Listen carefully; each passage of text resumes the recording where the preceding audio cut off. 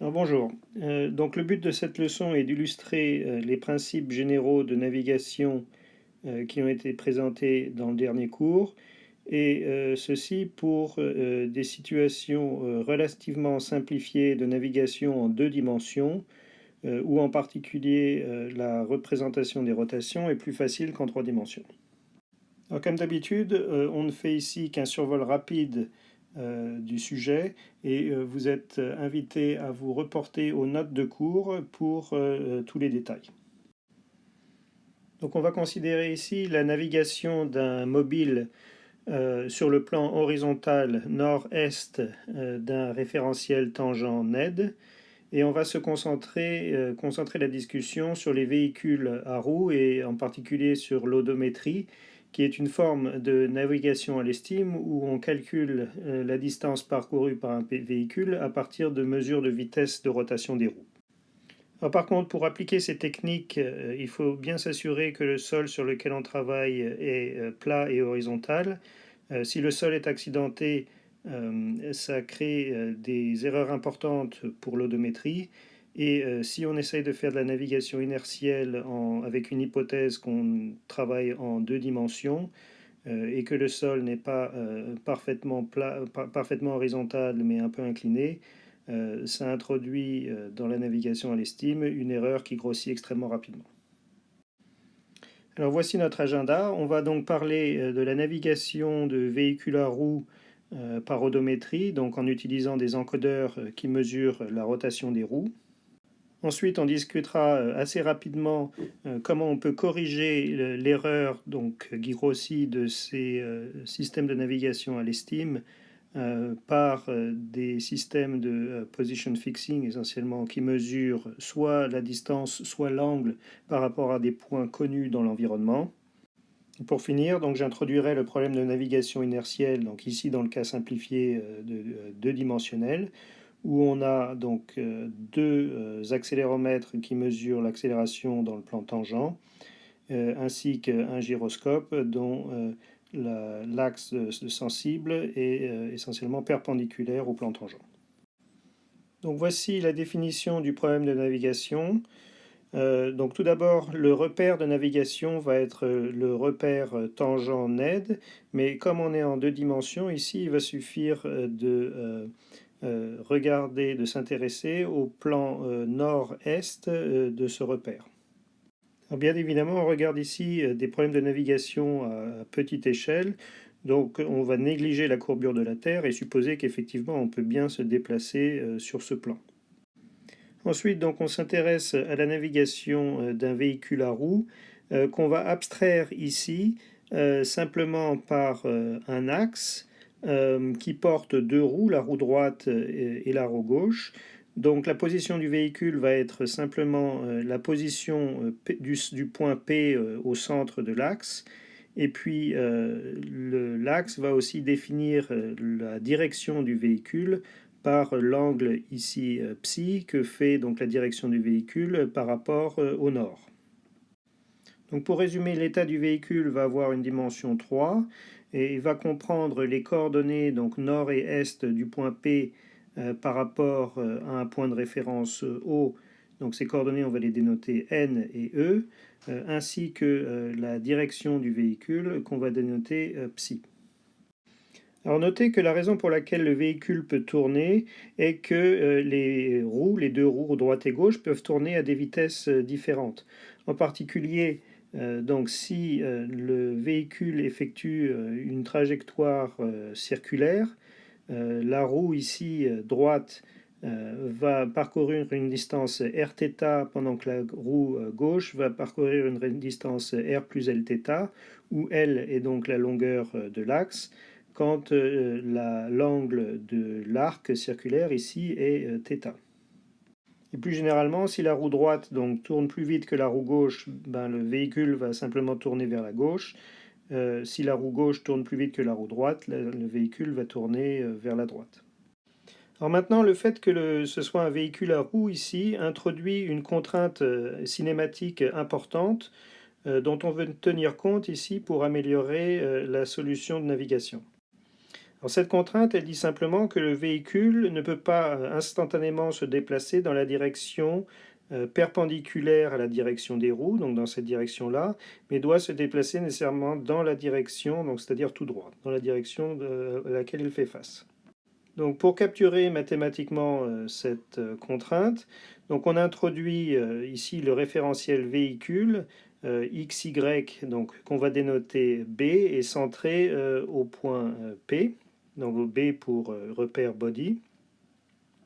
Et donc notre contrainte cinématique dit simplement que si j'écris la vitesse du point P dans le référentiel B, alors cette vitesse a une composante simplement selon x et pas selon y. Donc la vitesse va être comme ceci et on dénote donc sa composante selon l'axe x du repère B par u ici. Maintenant, pour les équations de la cinématique, on écrit simplement donc que la dérivée du vecteur P par rapport au référentiel T est écrite ici dans le référentiel T. Donc cette quantité est simplement n.e.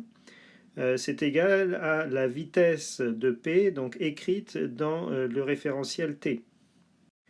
Mais comme on va pouvoir mesurer en général la vitesse de P seulement dans le référentiel B, et on connaît ici la forme V dans B, pour obtenir V dans T, il faut prémultiplier donc par la matrice de rotation pour faire un changement de repère, donc par la matrice RTB. Donc cette matrice RTB, c'est la matrice de rotation du repère tangent vers le repère body. Donc c'est simplement une matrice de rotation autour de l'axe perpendiculaire par cet angle psi. Donc cette matrice, elle a une forme, elle a deux colonnes. Une première colonne qui va être cosinus psi, sinus psi, et une deuxième colonne qui va être moins sinus psi, cosinus psi. Maintenant, quand on multiplie cette matrice de rotation par VB, et que VB a une composante seulement selon x, on se retrouve avec la première colonne multipliée par u, et donc on se retrouve avec cette expression ici. Enfin, pour compléter les équations de la cinématique, on dit simplement que la dérivée donc, de la direction du véhicule est égale à la vitesse angulaire, qui est ici par définition la vitesse angulaire du repère B par rapport au repère T. Donc à ce point, nos équations de la cinématique sont les suivantes. On a n point est égal à u cosinus psi, e point est égal à u sinus psi, et puis psi point est égal à oméga. L'état cinématique du véhicule à estimer est formé des coordonnées n et e, ainsi que de la direction psi. Enfin, u représente la vitesse linéaire, oméga la vitesse angulaire. Comme on va le voir par la suite, on va pouvoir mesurer ces deux quantités à l'aide d'encodeurs qui mesurent les rotations de chaque roue. Et on obtiendra donc un système de navigation à l'estime qui estime donc n, e et psi en intégrant ces équations de la cinématique, mais où on remplacera les valeurs de u et oméga par les valeurs mesurées. Alors disons quelques mots sur les encodeurs qui vont permettre de mesurer la vitesse de rotation des roues. On va avoir deux encodeurs, un sur chaque roue, pour obtenir un système qu'on appelle généralement odométrie différentielle. Alors on a deux grandes familles d'encodeurs. Tout d'abord les encodeurs absolus, qui sont capables de mesurer l'angle de rotation d'un axe par rapport à un angle de référence. Donc c'est-à-dire qu'à chaque fois qu'on va éteindre et rallumer le capteur, il va nous fournir cet angle par rapport à l'angle de référence. Et puis on a les encodeurs incrémentaux qui, eux, ne sont capables que de détecter des changements d'angle. Et donc finalement, à chaque fois qu'on va allumer le capteur, on va remettre à zéro l'angle mesuré. Alors, la plupart des encodeurs sont des encodeurs optiques, dont on voit le principe ici sur la figure pour un encodeur absolu. On a donc un disque attaché à l'axe ici dont on veut mesurer l'angle. Et puis sur le disque, on a un motif ici aux différents angles formé d'éléments transparents. Ici maintenant on a une diode qui émet de la lumière Et puis de l'autre côté, on a des capteurs qui sont capables de capter la lumière. Et donc pour chaque angle, comme le motif va changer à chaque angle, différents capteurs ici vont pouvoir mesurer ou pas de la lumière. Donc chaque combinaison, encore une fois, de capteurs qui détectent ou pas de la lumière correspond à un angle unique de rotation de l'axe. Et donc c'est comme ça qu'on peut mesurer ici de manière absolue un certain angle avec une certaine quantification. Alors pour un encodeur incrémental, le design est beaucoup plus simple. Il suffit d'avoir ici sur le disque une succession à différents angles de zones qui laissent passer la lumière puis qui bloquent la lumière. Et de l'autre côté ici un seul capteur qui va déclencher à chaque fois qu'il observe de la lumière. Donc finalement, l'encodeur incrémental va détecter le changement d'angle entre deux zones transparentes. Et on pourra donc en déduire l'angle de rotation depuis que le capteur a été allumé, simplement en sommant ces changements d'angle. Alors pour nous, on verra qu'en fait, les encodeurs incrémentaux sont suffisants. Donc maintenant, si on a un encodeur avec une précision de bêta bit, il va pouvoir mesurer un angle entre 0 et 2π en produisant un nombre dans l'intervalle 0, 2 puissance bêta. Et donc on va avoir une équation de mesure de cette forme ici, avec alpha est égal à 2 puissance bêta sur 2π, et phi étant l'angle de l'axe. L'index I ici dénotera simplement la roue gauche par left et puis la roue droite R pour right. Et puis cette équation ici, il faut voir qu'elle néglige pour l'instant l'effet de quantification, c'est-à-dire le fait que en fait, le signal S va prendre des valeurs entières dans l'intervalle 0,2 puissance bêta. Alors une fois qu'on prend notre quantification en compte, on peut dire que l'encodeur, au lieu de mesurer exactement le signal SI, il va mesurer un signal SI tilde qui est notre fonction donc alpha phi, passée maintenant dans une fonction non linéaire h qui est une espèce de fonction en escalier. Alors h de x, c'est essentiellement la fonction qui retourne l'entier le plus proche du nombre réel x. Alors ce qu'on va faire, nous, dans notre modèle de mesure, c'est considérer l'erreur de quantification comme une erreur additive ici nue qui vient perturber le signal idéal alpha phi. Et même si l'erreur de quantification est finalement déterministe, il va être commode pour nous de considérer le bruit nu ici comme un bruit aléatoire.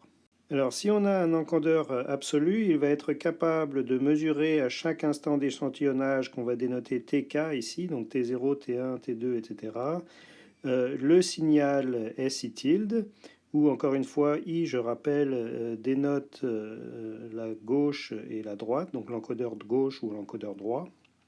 Mais en fait, tout ce qui va être utile dans notre modèle à mesurer, ce sont des différences, ici delta SI tilde, donc des différences entre le signal SI tilde à des instants d'échantillonnage successifs. Et pour mesurer ces différences, notez qu'un encodeur incrémental est tout à fait suffisant. Alors maintenant, par cette équation ici, si je peux mesurer la dérivée de SI, donc je peux mesurer en fait la dérivée de phi, c'est-à-dire la vitesse de rotation de notre roue. Donc on dénote ici par phi point tilde une mesure ou une pseudo-mesure de la vitesse angulaire. Et comment on forme donc une mesure de la dérivée de SI? Bien simplement par différence finie ici, donc différence du signal SI à des instants d'échantillonnage successifs divisé par la longueur entre le temps entre deux échantillons. Alors maintenant qu'on a défini nos mesures, c'est-à-dire le fait qu'on peut mesurer les vitesses de rotation de la roue gauche et de la roue droite, on va lier donc les paramètres U et oméga, ici, donc c'est-à-dire la vitesse linéaire et la vitesse angulaire du véhicule, aux vitesses de rotation des roues. Alors pour ça, j'ai redessiné ici notre axe avec nos deux roues et j'ai dénoté les points L et R qui sont les centres des roues gauche et droite respectivement. Et puis j'ai rappelé ici aussi le sens positif des angles. Et rappelez-vous que dans notre repère, donc l'axe Z pointe vers le bas.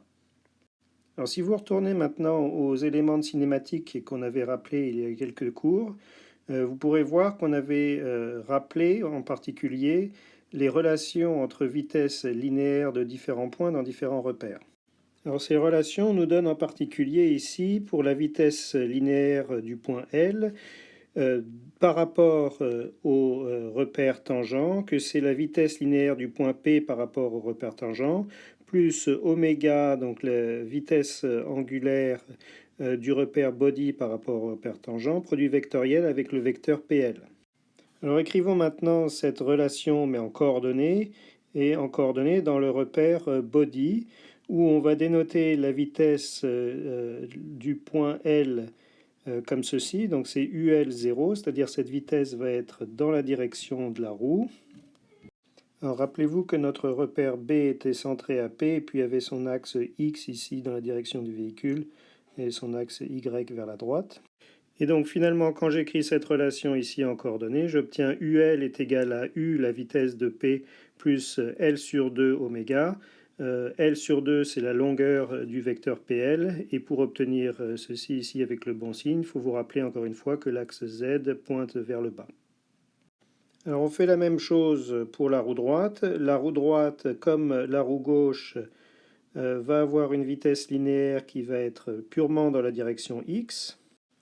On écrit ensuite la relation entre la vitesse du centre de la roue droite VR, le centre P, et puis le produit vectoriel oméga fois le vecteur PR, et on obtient en coordonnées, donc dans le repère body, cette relation ici entre les vitesses linéaires et angulaires.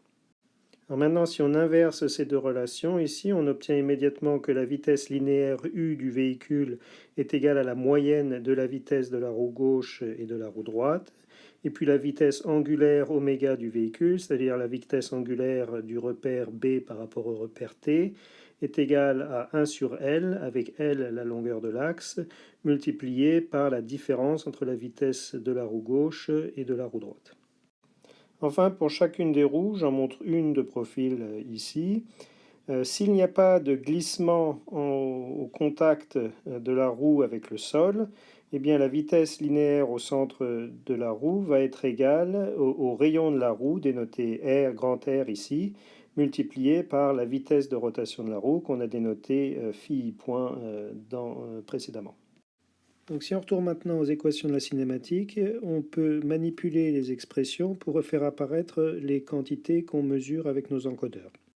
Donc pour prendre un exemple, regardons la dernière expression. On peut écrire donc phi point égale oméga, et oméga vaut donc 1 sur L multiplié par, on a dit, la vitesse de la roue gauche moins la vitesse de la roue droite. Ensuite, ces vitesses s'expriment en fonction des vitesses angulaires de chaque roue. Donc, on obtient ici le rayon de la roue gauche multiplié par la vitesse angulaire de la roue gauche, moins RR phi R point. Et enfin, on fait apparaître nos signaux SI qui sont égaux à phi I à la constante de proportionnalité alpha près, donc pour obtenir 1 sur alpha, ici, RL, SL point, moins RR, SR point. Ok, donc quand on est arrivé à ce point-ci, on peut s'arrêter parce que les quantités SL point et SR point peuvent être mesurées par des incréments d'encodeur qu'on a expliqué un peu plus tôt. Et donc on peut obtenir directement à partir de cette forme des équations de la cinématique les équations de navigation ou de mécanisation. Alors bien évidemment, il faut faire la même chose pour les deux premières équations, ici en remplaçant U par la moyenne donc de UL et UR, et puis en remplaçant UL et UR ici comme je l'ai fait dans ces équations. Donc une fois que c'est fait, on obtient immédiatement les équations de mécanisation que j'ai écrites ici. Donc on a rajouté des chapeaux ici sur chaque variable de l'état pour exprimer le fait que ce sont maintenant des estimés de l'état et non pas le vrai état. Les quantités U et oméga ont été remplacées comme je viens de le faire pour faire apparaître les quantités SL point et SR point. Et enfin, on a remplacé ces quantités SI point par leur mesure. Donc je dénote ici SI point avec un tilde au-dessus. Alors vous noterez aussi que j'ai rajouté un chapeau au-dessus des variables qui représentent les rayons de chaque roue. C'est justifié par le fait qu'en pratique, on va vouloir estimer le rayon de ces roues parce que le rayon des roues peut ne pas être connu exactement et peut en fait varier au cours du temps. Alors ces variables R chapeau devraient donc être rajoutées dans l'état de notre filtre et elles jouent en fait le même rôle qu'une erreur de facteur d'échelle dans un modèle de capteur. Donc c'est-à-dire une erreur multiplicative ici sur la mesure. Alors on pourrait faire la même chose pour le paramètre L ici qui représente la longueur de l'axe. Toutefois, je ne l'ai pas fait ici. Cette longueur est en général mieux connue et elle ne va pas varier au cours du temps. Pour les variables grand R, par contre, les variations peuvent être dues par exemple à l'usure des roues ou encore si on a des pneus, ils peuvent être plus ou moins gonflés. Donc on va en général inclure ces variables R chapeau dans l'état de notre estimateur pour essayer de les estimer le plus précisément possible et éviter ainsi une source importante d'erreurs dans l'odométrie. Alors quand on intègre maintenant ces équations de mécanisation ici, on va obtenir une estimation de l'état NE psi du véhicule. Toutefois, on va faire une erreur dans cette estimation et de plus cette erreur va grossir au cours du temps à cause, par exemple, des erreurs de mesure sur les signaux SI point, mais aussi à cause de notre hypothèse de roulement sans glissement qu'on a fait pour pouvoir écrire ces équations. Enfin, ces équations différentielles de mécanisation ici doivent être discrétisées pour pouvoir être implémentées sur un ordinateur. Alors comme ces équations sont non linéaires, le plus simple ici est de faire un schéma de l'heure et j'ai pris pour les temps auxquels on calcule la solution les temps tk où on échantillonne aussi les encodeurs. Donc par exemple n point chapeau ici va être approximé par n chapeau à tk moins n chapeau à tk moins 1 divisé par tk moins tk moins 1. Mais rappelez-vous qu'on avait vu aussi que SI point tilde ici était égal à ce qu'on avait appelé delta SI à l'instant k divisé par tk moins 1 où delta SI était l'incrément mesuré par l'encodeur. Et donc si on multiplie tout par tk moins 1, c'est-à-dire la durée entre deux échantillons, on obtient la discrétisation ici pour la première équation différentielle qui fait apparaître directement les mesures delta S des encodeurs.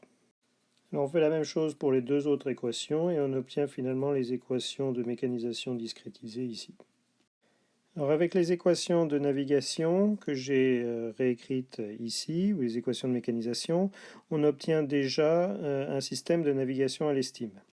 Alors si les valeurs grand R de rayon des roues ont été rajoutées à l'état, on va devoir aussi ajouter un modèle prédisant leurs variations. Alors par exemple, ce modèle pourrait prendre la forme d'une équation différentielle stochastique linéaire de cette forme ici que j'ai déjà expliqué, où delta R ici représente une différence de rayon par rapport à un rayon nominal de référence. Xi ici représente simplement un bruit blanc, et puis en l'absence de bruit, on aurait une décroissance exponentielle vers 0. Donc avec ce modèle, on rajouterait dans nos équations de navigation un modèle prédisant la variation de delta R, donc de la forme delta R chapeau point est égal à moins lambda I delta R chapeau, en mettant donc le bruit ici à 0. Alors maintenant, pour un système de navigation intégré, c'est-à-dire qui utilise d'autres capteurs en plus du système de navigation à l'estime, donc des capteurs de position fixing, il va falloir préparer le moment où on reçoit ces mesures de position fixing pour les combiner avec notre estimé actuel. Alors on a vu au dernier cours comment faire ça si jamais on veut utiliser un filtre de Kalman étendu ou EKF. Donc dans ce cas, il va falloir linéariser les équations de la cinématique et puis propager les matrices de covariance en parallèle de l'intégration des équations de navigation. Alors pour illustrer la linéarisation, je vais le faire dans le cas de la première équation de la cinématique, c'est-à-dire on part de n point égale u cosinus psi, et j'ai réécrit cette équation ici en faisant apparaître les mesures des encodeurs, donc SL point et SR point comme j'ai expliqué plus tôt. Et puis j'ai aussi introduit un terme de bruit xn ici pour expliquer donc toute différence entre cette équation et l'équation de cinématique originale, et en particulier toute erreur due par exemple à l'hypothèse de roulement sans glissement qui n'est pas exactement vérifiée. Alors rappelez-vous maintenant que notre état x donc, comporte 5 variables, n, e, psi, et puis le rayon de la roue gauche, et enfin le rayon de la roue droite.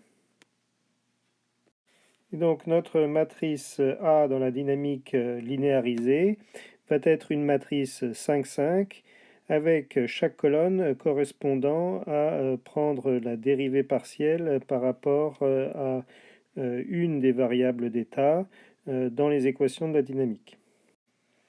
Ok, donc pour la première ligne de A, on va regarder cette équation ici, cette première équation, et on va prendre donc ses dérivées partielles. Alors pour la dérivée partielle de cette expression à droite de l'équation par rapport à n, eh bien, il n'y a pas de n qui apparaissent dans cette expression ici, et donc on va obtenir simplement 0 ici.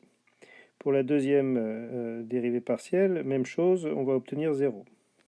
Alors pour la dérivée par rapport à psi, par contre, on voit que psi apparaît ici, et donc on ne va pas obtenir 0 ici. À la place, donc, on va dériver le cosinus pour obtenir moins sinus, et puis on a l'expression ici qui multiplie le cosinus qu'on va retrouver ici. Alors n'oubliez pas non plus que pour notre KF, on prend nos dérivées le long de la trajectoire estimée, et donc j'ai mis des chapeaux ici sur les variables d'état qui apparaissent dans la linéarisation. Par contre, les quantités SL point et SR point tilde ici sont les quantités mesurées par les encodeurs. Alors pour les deux dernières dérivées partielles, on fait la même chose. Donc on prend cette expression ici et je prends la dérivée partielle par rapport à RL. Donc ça, c'est facile à faire. Et on obtient simplement donc cosinus psi chapeau sur 2 alpha fois SL point. Et puis pour la dernière colonne, c'est-à-dire la dérivée par rapport à grand R, on aurait la même expression, mais avec un L remplacé par petit r.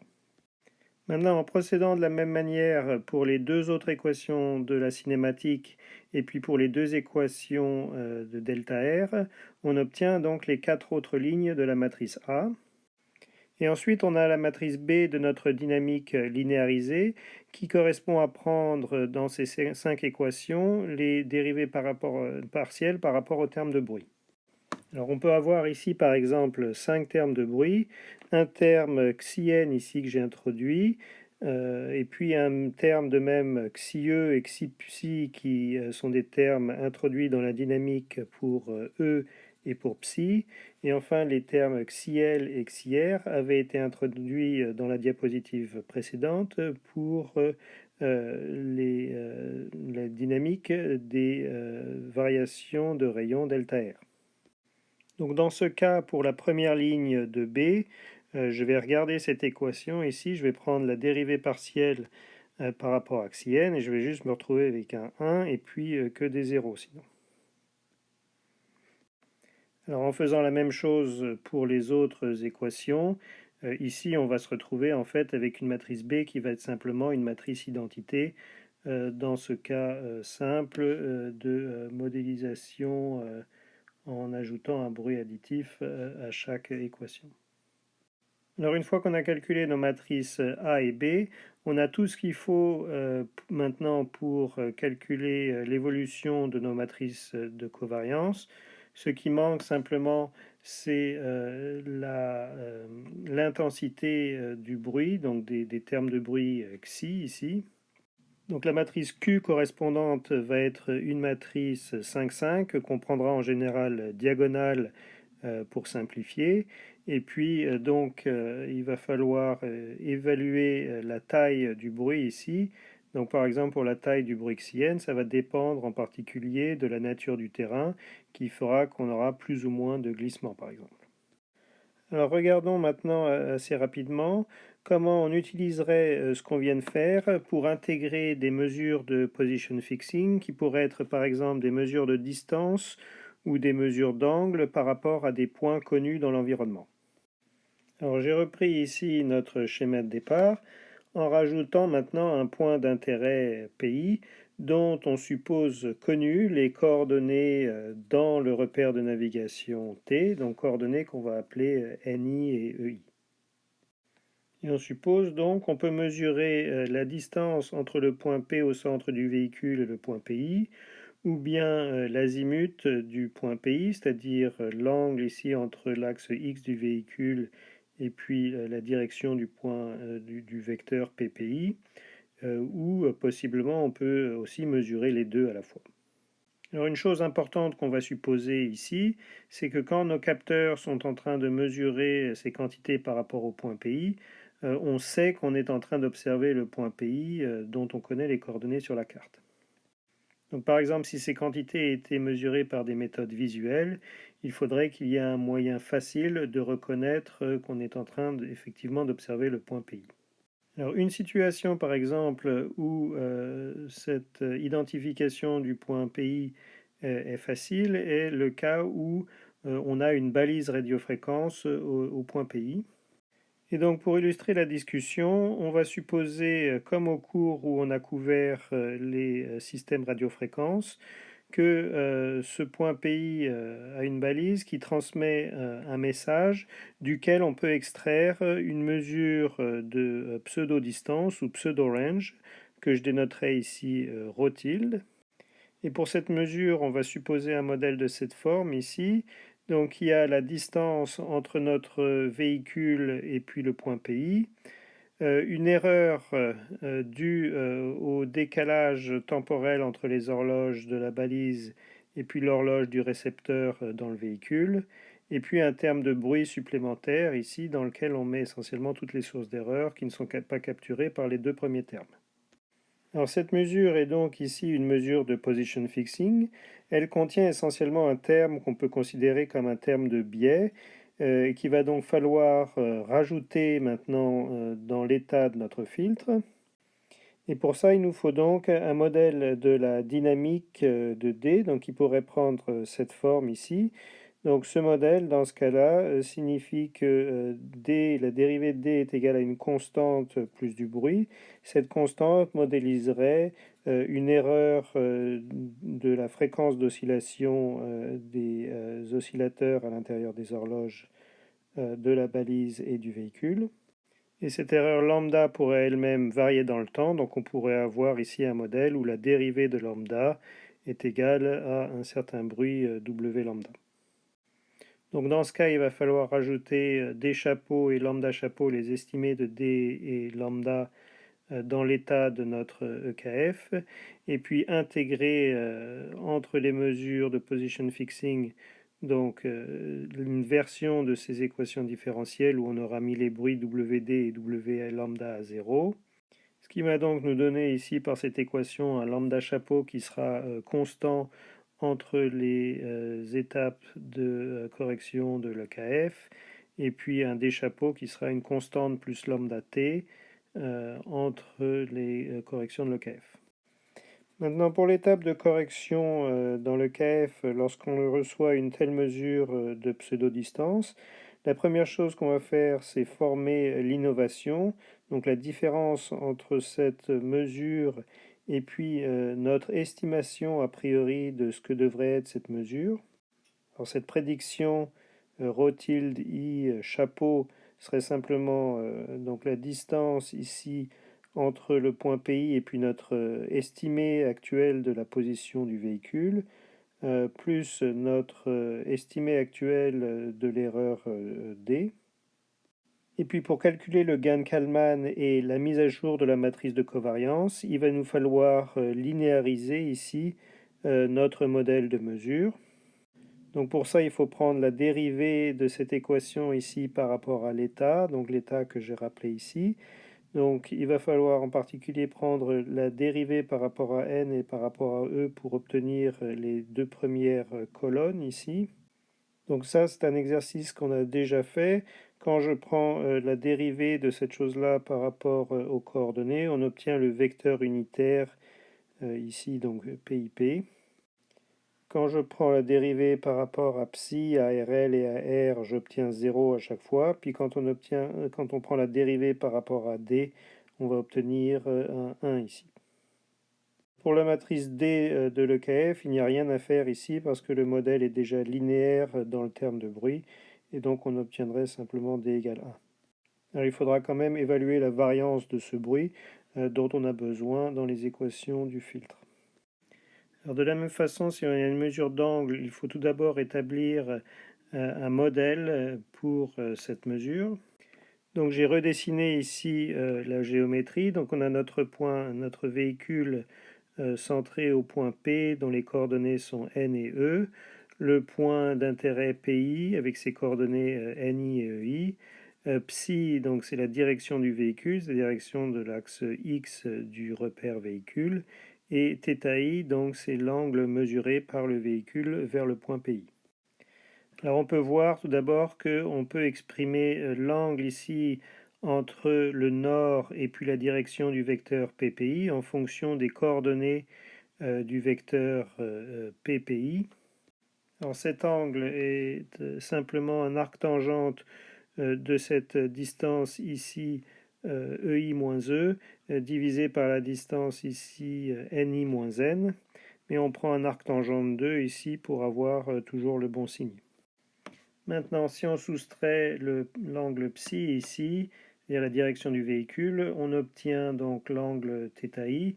Et ensuite, pour notre modèle de mesure, ici, j'ai rajouté en plus un terme de bruit qui modélisera les bruits, les erreurs dans les mesures d'angle. Alors on obtient ainsi notre modèle de mesure, donc de position fixing final. Donc on pourrait mettre un tilde ici pour dénoter une mesure. Et on voit qu'il s'exprime donc en fonction de choses connues comme EI et NI. Ça fait intervenir notre état, E, N et psi, et puis on a aussi un bruit de mesure. Pour l'étape de correction de l'EKF, il va falloir maintenant, même chose, linéariser ce modèle par rapport à l'état étant toujours P, psi, et puis les rayons des roues. Donc je vous laisserai vérifier. Essentiellement, il faut regarder quelle est la dérivée, se rappeler quelle est la dérivée de l'arc tangente.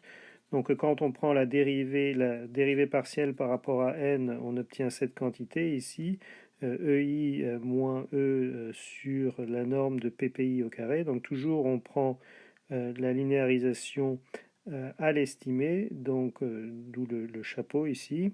Quand on prend la dérivée partielle par rapport à E, on obtient cette quantité ici. Ce moins 1 correspond à la dérivée partielle par rapport à psi, donc j'ai juste le moins psi ici. Et puis les RL et RR n'apparaissent pas dans cette équation. Alors en fait, dans cette équation, il faudrait au dénominateur ici dénoter peut-être P chapeau aussi, pour se rappeler qu'on va prendre ici l'estimé de la position de P. Donc à ce point, vous avez suffisamment d'éléments pour pouvoir implémenter, si vous le vouliez, votre KF. Ici, pour intégrer des mesures d'angle. Avant, on a vu comment intégrer les mesures de distance. Et puis, si vous aviez les deux, vous combineriez les deux soit en même temps dans un EKF, soit l'un après l'autre au moment où vous recevez les mesures. Alors pour conclure cette leçon, discutons rapidement ce qu'on pourrait faire si on avait soit à la place des encodeurs, soit en plus des encodeurs, des mesures qui proviendraient d'une IMU, donc des mesures d'accélération et de vitesse angulaire fournies par des accéléromètres et gyroscopes. Alors, ce qui complique la navigation inertielle en général, c'est que les accéléromètres mesurent la force spécifique au lieu de mesurer l'accélération, c'est-à-dire ils mesurent l'accélération moins g. Cependant, ici, en deux dimensions, tout ce qui nous intéresse, ce sont les composantes de l'accélération sur le plan NE. Et dans ce cas, donc, la force spécifique se réduit exactement à l'accélération, puisque le vecteur g est perpendiculaire à ce plan, si on fait l'hypothèse, très importante ici, que le plan est parfaitement horizontal. Alors en pratique, même des très petites déviations, disons de 1 degré par rapport à l'horizontale, introduisent une source d'erreur importante dans les mesures d'accélération, parce qu'on récupère une projection du vecteur gravité. Ce qui fait que la méthode de navigation inertielle 2D que je présente ici est principalement conceptuelle et on va typiquement devoir utiliser une méthode 3D essentiellement complète, même si on navigue en deux dimensions, par exemple sur une route, à moins peut-être d'être dans un environnement très régulier comme à l'intérieur d'un bâtiment. Alors on va supposer ici aussi donc on a un gyroscope dont l'axe sensible sera perpendiculaire et donc ce gyro va pouvoir mesurer la vitesse angulaire du véhicule. Et enfin on va faire une dernière hypothèse simplificatrice qui sera de considérer que le repère net tangent est inertiel. Donc ça veut dire en gros qu'on néglige la rotation de la Terre.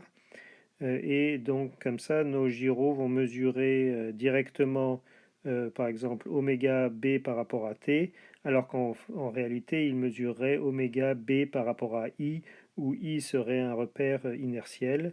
Même chose pour les accéléromètres, ils mesureraient une force spécifique par rapport à un repère inertiel, et on supposera ici que T est ce repère inertiel.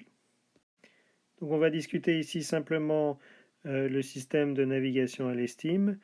Donc l'idée va être d'écrire les équations de la cinématique, mais maintenant il faut faire apparaître dedans l'accélération, puisque c'est l'accélération qu'on mesure, donc il va falloir aller à un degré supérieur dans nos équations différentielles. Donc avant on avait P point égale V, ici maintenant il va falloir ajouter l'équation différentielle pour V, donc V point égale A, et on va l'écrire en coordonnées ici dans le repère tangent. Enfin, on aura psi point égale oméga toujours, mais maintenant oméga va être directement mesuré par le gyro. Alors cette première équation ici va nous donner n point égale Vn, la Vn étant la vitesse du véhicule dans la direction nord, E point égale Ve. Alors ici pour ces équations, on pourrait les remplacer par les équations qu'on avait écrites pour le véhicule à roues au début du cours. En particulier, ces équations ici sont complètement génériques, donc sont valides pour n'importe quel mobile et n'incluent pas la contrainte sur la vitesse due à la présence de roues, par exemple. En tout cas, ce qui va nous intéresser, c'est plutôt la deuxième équation ici. Alors dans cette deuxième équation, on a l'accélération exprimée dans le repère t, mais en général, on va pouvoir mesurer l'accélération plutôt dans le repère véhicule, donc dans le repère b, et donc on va prémultiplier ici par la matrice de rotation qu'on avait déjà utilisée plus tôt. Donc AX et AY ici vont correspondre aux coordonnées mesurées par l'accéléromètre qu'on va supposer dans le repère véhicule. Et puis, une fois qu'on prémultiplie par notre matrice de rotation, on obtient ici les équations différentielles pour la partie vitesse de notre état, donc pour Vn et Ve. Alors pour passer des équations de la cinématique aux équations de mécanisation ou de navigation que j'ai écrites ici, simplement on change les accélérations par les valeurs mesurées, où j'ai mis des tildes ici, et puis on met des chapeaux partout pour dénoter que maintenant on a des estimés. Donc notre état pour la navigation inertielle pure en deux dimensions aurait une dimension 5, donc aurait n, e, Vn, Ve et puis psi. Et notez qu'il serait aussi possible de combiner navigation inertielle et puis navigation par odométrie. Il faudrait pour ça changer nos deux premières équations et les remplacer par les équations qu'on avait obtenues avant, faire apparaître la vitesse linéaire dedans qu'on exprimerait ensuite en fonction des mesures des encodeurs. Et puis pour la dernière équation ici, on a de l'information sur oméga qui provient des gyros et puis aussi qui provient des encodeurs. Et donc il faudrait développer une méthode ici pour combiner ces deux sources d'information. Alors une possibilité serait peut-être dans ce cas d'intégrer oméga dans l'état de notre filtre et de combiner ces deux sources d'information par le biais du filtre de Kalman, mais je laisserai la discussion ouverte ici. Donc ça conclut ici ce que je voulais dire sur la navigation en 2D. On a vu une technique de navigation par odométrie, la navigation inertielle en 2 dimensions. On a vu aussi comment on peut corriger la solution de navigation à l'estime, par exemple par des mesures de distance ou d'angle par rapport à des points connus dans l'environnement. Et donc pour tous les détails, je vous invite à vous reporter aux notes de cours.